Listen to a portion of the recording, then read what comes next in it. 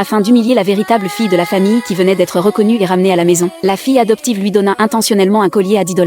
Elle mentit en disant qu'il s'agissait d'une création de la designer de renommée mondiale Jenny. Lorsque la jeune fille le vit, elle ne se mit pas en colère. Elle passa un appel vidéo à la designer Jenny. Elle dit: quelqu'un vient de m'offrir un collier que tu as conçu. La fille adoptive tenta instinctivement de cacher le collier. La jeune fille l'attrapa et l'attira vers elle. Après avoir vu clairement le collier, Jenny, à l'autre bout de la vidéo, entra dans une colère noire. Elle accusa la fille adoptive d'usurper son nom pour escroquer les gens. Faites venir mon avocat immédiatement pour exiger 5 millions de dollars de dommages et intérêts pour atteinte à ma réputation, déclara-t-elle. Considérez cet argent comme de l'argent de poche que j'offre à la jeune fille, ajouta-t-elle. La mère et le frère aîné à leur côté restèrent stupéfaits en entendant cela. Car Jenny est une designer de tout premier plan à l'échelle internationale, et beaucoup de gens ont énormément de mal ne serait-ce qu'à la rencontrer. Ils ne s'attendaient pas à ce que la jeune fille soit si proche d'elle. Tout le monde devint aussitôt curieux de l'identité de la jeune fille. La jeune fille était en réalité la véritable fille de la famille San, disparue hors de la famille. Lorsqu'elle avait 6 ans, sa mère, pensant qu'elle était lente d'esprit, l'abandonna secrètement à la campagne. Après être rentrée chez elle, la mère adopta une autre fille. Elle pensait à l'origine que personne ne le savait. Mais de façon inattendue, au cours des 20 dernières années,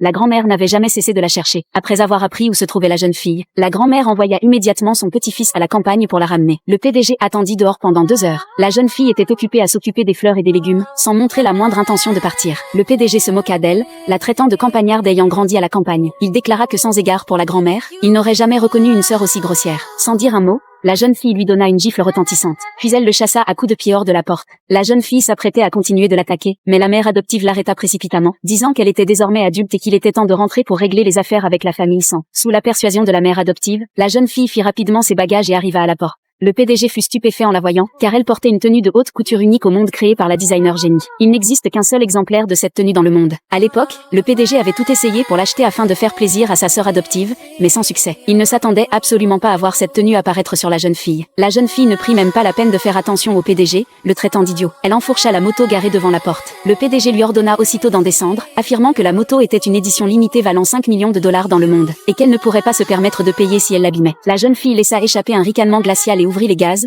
s'éloignant à toute allure. 2 heures plus tard, ils arrivèrent tous les deux en même temps à la résidence de la famille San. La mère et la fille adoptive attendaient déjà à la maison depuis un moment. Afin d'établir son autorité devant la jeune fille, la fille adoptive ordonna aux domestiques de se moquer d'elle en la traitant de campagnarde. La mère alla encore plus loin, avertissant la jeune fille de reconnaître sa place. Elle déclara que tant que la jeune fille se comporterait bien et obéirait à l'avenir, la famille pourrait tout juste l'accepter. La jeune fille resta silencieuse pendant longtemps. La fille adoptive pensa qu'elle avait